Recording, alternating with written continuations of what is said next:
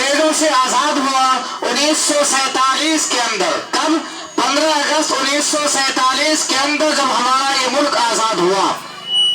اور اس دیش کے اندر 1935 سے جو انگریزوں کا لاگو قانون پر چل رہا تھا، جو ان کا ایکٹ چل رہا تھا، وہ 1947 میں آزاد ہونے کے بعد 1947 میں آزاد ہونے کے بعد یہ سلسلہ کیا ہوا؟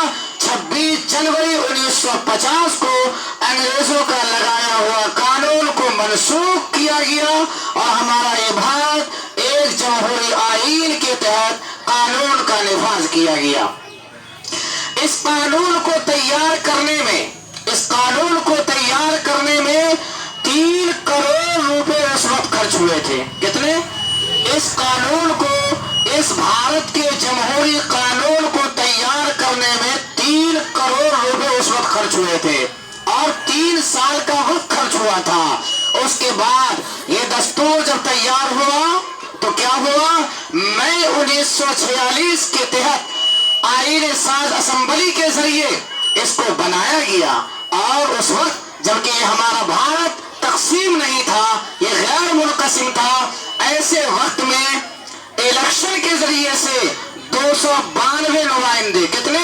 292 نمائندے کانگریس کی طرف سے اور 292 نمائندوں کا انتخاب کیا گیا، جس میں سے 292 جو میں نے کانگریس کی طرف سے کہا تھا وہ غلط ہے، بلکہ مکمل 292 نمائندے کا انتخاب کیا گیا، جس میں سے 208 نمائندے کانگریس کے تھے اور 73 نمائندے مسلم لیگ کے منتخب ہوئے اور 93 نمائندے نوابین اور راجاؤں کی طرف سے نامزد ہوئے. اس طریقے سے 374 نمائندوں پر اسمبلی کا وجود ہوا اور یہ سلسلہ چلتا رہا. اس کے بعد کیا ہوا؟ اس کے بعد یہ ہوا کہ اس کو 11 ستمبر کو اراکین اتفاق رائے سے ڈاکٹر راجندر پرساد کو اسمبلی کا مستقل چیئرمین بنا دیا گیا اور اس کے بعد آئین ساز 13 کمیٹیاں بنائی گئی. ان کمیٹیوں نے اپنے اپنے مسودات تیار کیے. بعد میں ایک 7 رکنی ڈرافٹ کمیٹی نے صدارت، جس کی صدارت ڈاکٹر بھیم راؤ امبیڈکر کر رہے تھے، اور اس صدارت کے اندر مسودہ تیار کرنے کے بعد 14 نومبر کو یہ مسودہ بحث و نظر، ترمیم و تنسیق اور حذف و اضافے کے لیے آئین ساز اسمبلی میں پیش ہوا. کب؟ جنوری 1948 کے اندر. کب؟ جنوری 1948 کے اندر. اس کے بعد یہ چلتا رہا اور اس کے اوپر لوگوں نے اپنے اپنے تجاویز پیش کیے. بالآخر 26 نومبر 1950 کو یہ مسودہ آئین دستور ساز اسمبلی میں پیش ہوا.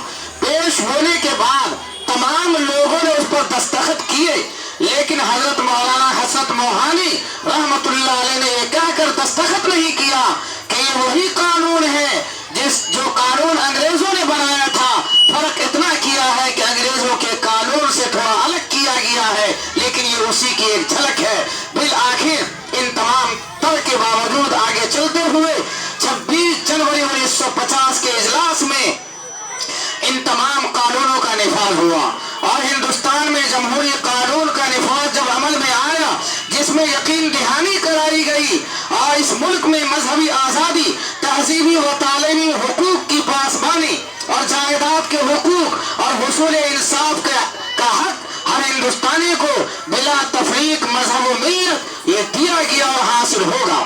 اور یہ کہا گیا کہ اقلیتوں کو بالخصوص مسلمانوں کو یقین دہانی کرائی گئی کہ ان کے دین و مذہب، ان کے تشخص کی ہر قیمت پر حفاظت کی جائے گی. لیکن آج یہ بھارت کے اندر کیا ہو رہا ہے، یہ سب ہمارے سامنے ہے. جس قانون کے اندر، جس ایکٹ کے اندر تمام بھارت میں بسنے والے ایک ایک شخص کو اپنی آزادی کے تحت تمام اپنی مذہبی امور کو انجام دینے کا پورا حق حاصل ہے، اس کے باوجود ہمارے عبادت گاہوں پر اور ہمارے دینی کاموں پر اور ہماری آزادی کو چھیننے کے لیے اس دیش میں کچھ سرپسند لوگوں نے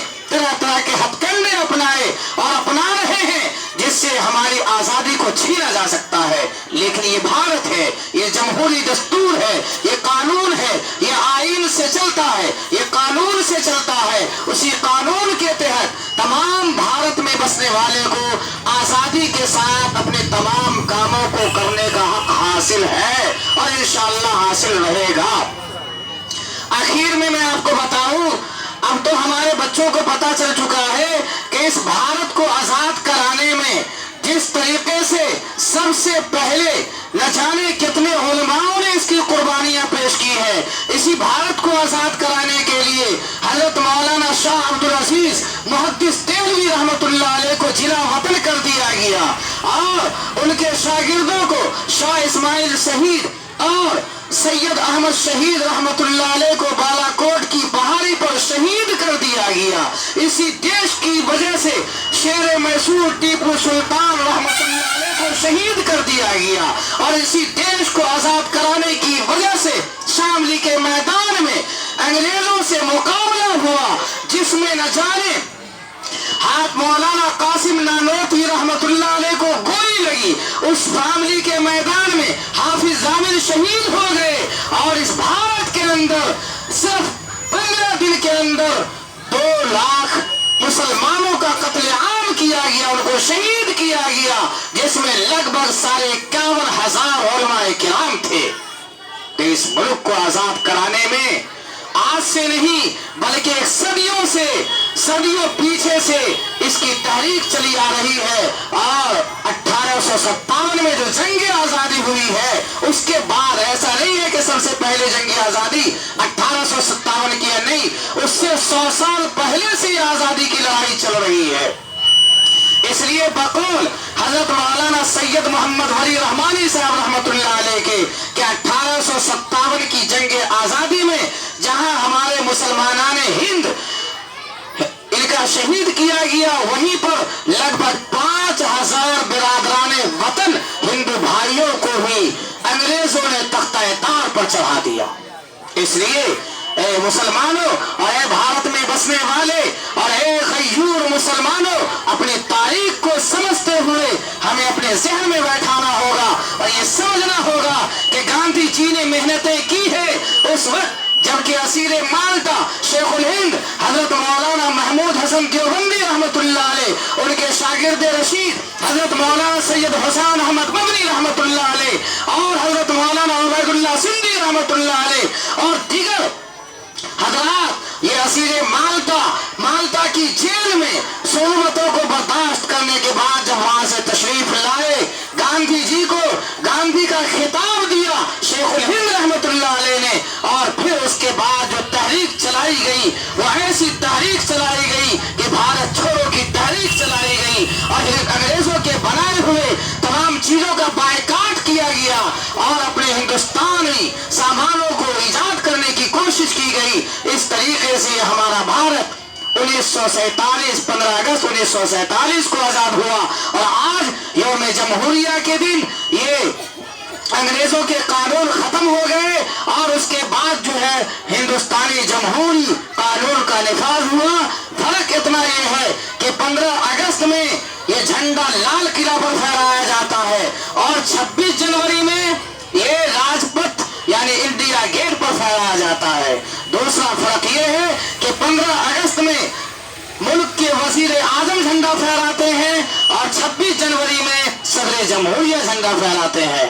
ایک فرق یہ بھی ہے کہ 15 اگست میں جھنڈے کے اندر جو پھول باندھا جاتا ہے وہ نیچے سے باندھ کر اوپر لے جایا جاتا ہے، جس کو فلیگ ہوسٹنگ کہتے ہیں، اور جبکہ 26 جنوری میں جو جھنڈا پھہرایا جاتا ہے وہ اوپر ہی پھول کو رکھا جاتا ہے اور وہیں سے اس کو پھہرایا جاتا ہے۔